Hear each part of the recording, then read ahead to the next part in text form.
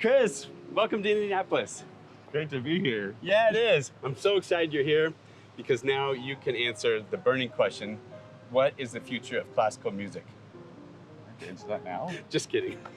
No, I've heard that you've been taking people out around town, having coffee, getting to know people in the city, Yes. and I thought maybe we could do that now. That sounds great. Let's do it.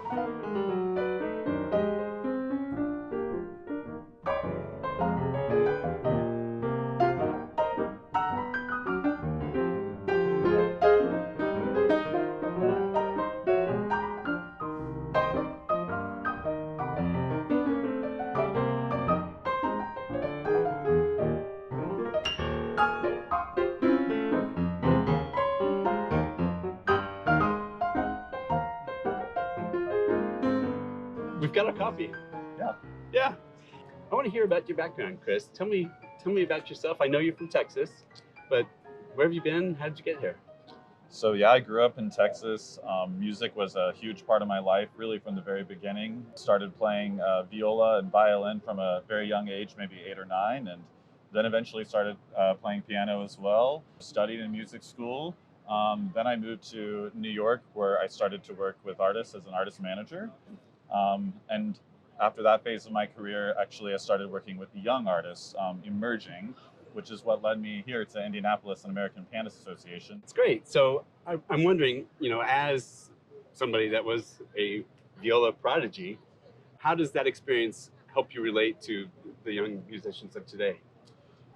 Well, it's really helpful to have started as a musician myself because I can put myself in their shoes to some extent. While I've never been a touring artist, I do know the pressures and demands of being on stage. Usually a young artist, for example, is sort of wanting all their achievements and goals to happen sooner than they may. It's an organic process, and to form a fully fledged career really takes time. So I have to have a constant line of communication with young artists and explaining to them that it all takes time and we'll get there with hard work. Good. So, born in Texas, as we said, lived in New York City for a while. Now you're here in Indianapolis. What are your first impressions? My first impressions are really wonderful. I've shared with many people that living in Texas and growing up there, I think, is a benefit to me because even though I've been in New York the last many years, it's not a culture shock to me. I really appreciate the hospitality, the wide open spaces, the ability to move around more easily from point A to point B.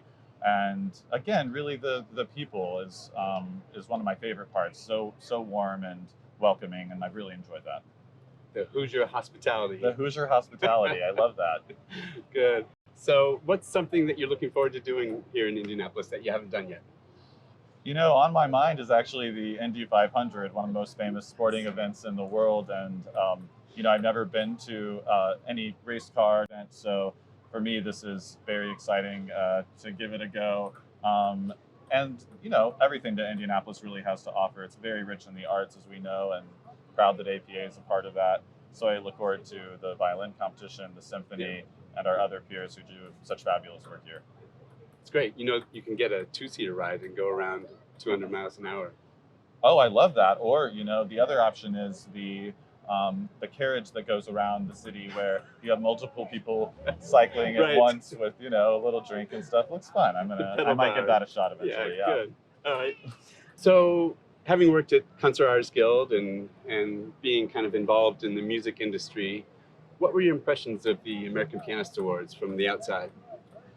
Well, APA has always had an excellent reputation. They've been in my orbit, my awareness for many, many years, especially in managing young artists.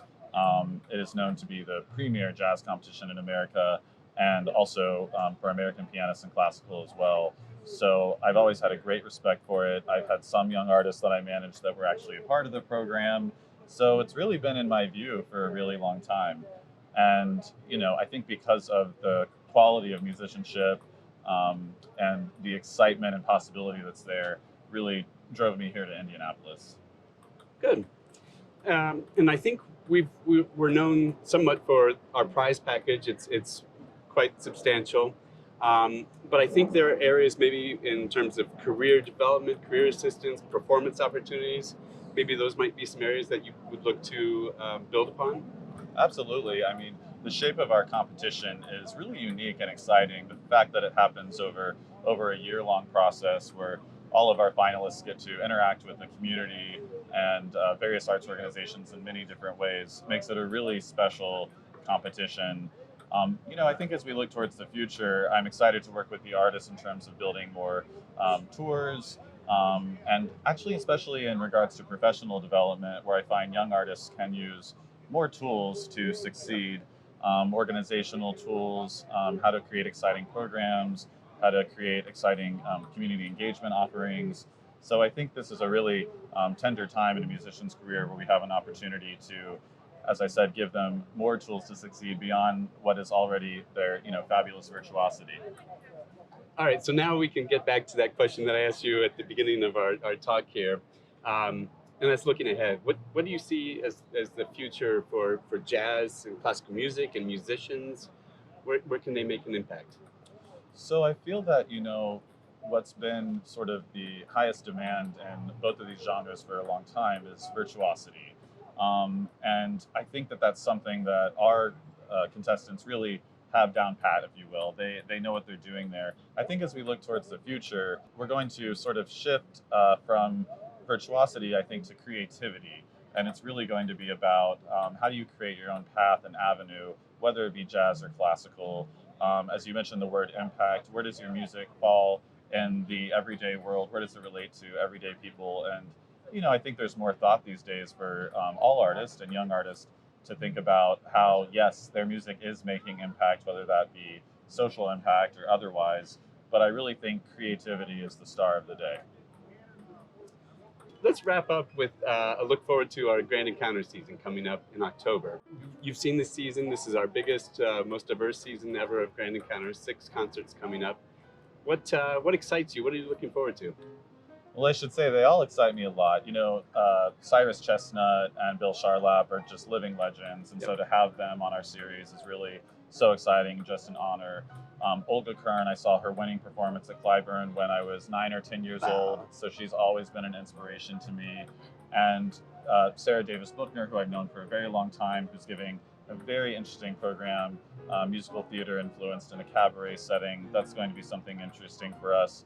And finally, our former winners, Kenny Broberg and Isaiah Thompson, who are really the stars of the series when you think about it, because they're the ones here that we're trying to promote and really elevate their career.